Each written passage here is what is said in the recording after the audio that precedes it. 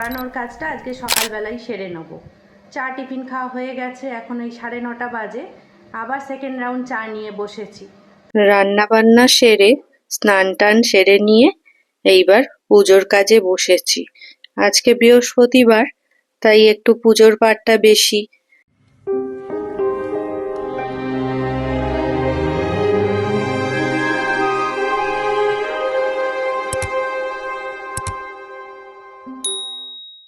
নমস্কার বন্ধুরা, আবার একটা নতুন ব্লগে আপনাদের সবাইকে স্বাগত। আজকে ছট পুজো, বৃহস্পতিবার, তাই সবার আগে ছট পুজোর শুভেচ্ছা ভালোবাসা আপনারা সবাই নেবেন। তো আজকে যেহেতু ছট পুজো, স্কুল টুল সব ছুটি, তো পড়ানোর কাজটা আজকে সকালবেলাই সেরে নেব। চা টিফিন খাওয়া হয়ে গেছে, এখন ওই 9:30 বাজে। আবার সেকেন্ড রাউন্ড চা নিয়ে বসেছি। তো ভাবলাম এই ফাঁকে আপনাদের সঙ্গে একটুখানি দেখা করে নিই, আবার সব কাজের ফাঁকে ফাঁকে আপনাদের সঙ্গে আবার নানান গল্প হবে। তো এখন পড়াতে যাচ্ছি। আর এই যে চাটা না ঠিক একবার খেলে হয় না, সকালবেলা 2-3 বার একটু চাটা খেতে লাগে। তাই ভাবলাম চাটা খেতে খেতে আপনাদের সঙ্গে একটু গল্প করে নিই, তারপর আবার পড়িয়ে এসে আপনাদের সঙ্গে কথা হবে। পড়িয়ে চলে এসেছি, এখন 12টা বাজে। দেখি এবার কর্তামশাই আবার কি বাজার করে এনেছেন, সেই বুঝে আবার রান্না করব। তাহলে এখন রান্নাঘরে ঢুকে পড়ি। বাজার থেকে কর্তামশাই আজকে আবার মোরলা মাছ নিয়ে এসছে। কি মুশকিল বলুন তো, এখন এই মোরলা মাছগুলো আমাকে সব বাছতে হবে, তারপরে রান্না করতে পারবো। যদিও খেতে খুবই ভালো লাগে, কিন্তু বাছার খাটনিই তো অনেকটা না। তো সেই জন্য বেছে ফেলি আগে মাছটাকে, তারপরে বাদবাকি সব রান্না করব, তারপরে আবার কথা হবে। মোরলা মাছ রান্নাটা হয়ে এসছে, এইবার নামাবো। আর এদিকে ভাতটাও প্রায় হয়ে এসছে। আমি এবার চট করে চানটা করে আসি। চান করে, আজকে বৃহস্পতিবার, একটু পুজো করার ব্যাপার আছে। চান পুজো করে তারপর আমি খেতে বসবো। রান্না বান্না সেরে স্নান টান সেরে নিয়ে এইবার পুজোর কাজে বসেছি। আজকে বৃহস্পতিবার, তাই একটু পুজোর পাটটা বেশি। ঠাকুরের ঘট পাল্টাবো, ঠাকুরের সব পরিষ্কার করব, তারপর ঠাকুরকে পুজো করব।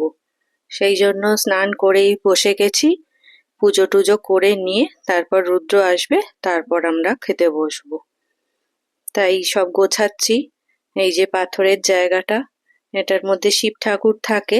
ওই বৃহস্পতিবার দিন করেই সব জল ফেলি, পাল্টাই। ঠাকুরের বেদিতে থালাগুলো গোছাচ্ছি। আজকে একটু লাড্ডু দিয়ে পুজো করব, সেই জন্য লাড্ডুগুলো সব থালায় থালায় দিচ্ছি। দিয়ে তাতে জল দিয়ে আর ঘরটা পাল্টাবো।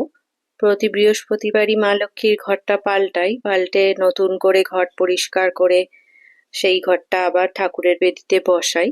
সেই জন্য এইসব কাজগুলো করতে তো একটু সময় লাগে, তাই জন্য একটু সময় নিয়েই বৃহস্পতিবার পুজো করতে বসতে হয়। সেইভাবেই পুজো করছি। ঠাকুরের ঘটে আলপনা দিচ্ছি, স্বস্তিক চিহ্ন দিচ্ছি। এইবার এতে জল দেব।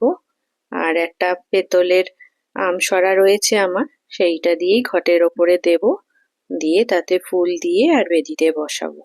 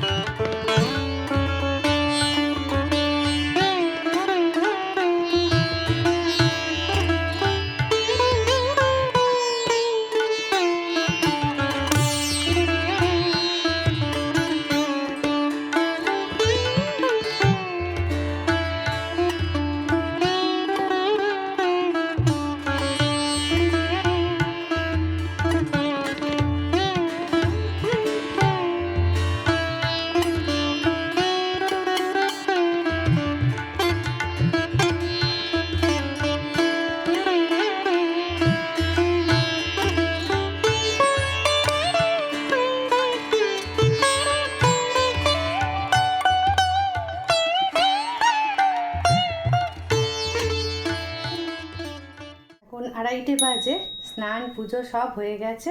রান্না তো আগেই হয়ে গেছে, এইবার খেতে বসবো। তাহলে ব্লগটা এখানেই শেষ করছি। যদি আজকের ব্লগটা ভালো লেগে থাকে তাহলে অবশ্যই লাইক, শেয়ার আর কমেন্ট করতে ভুলবেন না। আর নতুন বন্ধুরা সাবস্ক্রাইব অবশ্যই করে আমার পাশে থাকবেন। ততক্ষণের জন্য বন্ধুত্বের দাবি নিয়ে আপনারা সবাই ভালো থাকবেন, সুস্থ থাকবেন আর খুব আনন্দে থাকবেন। নমস্কার।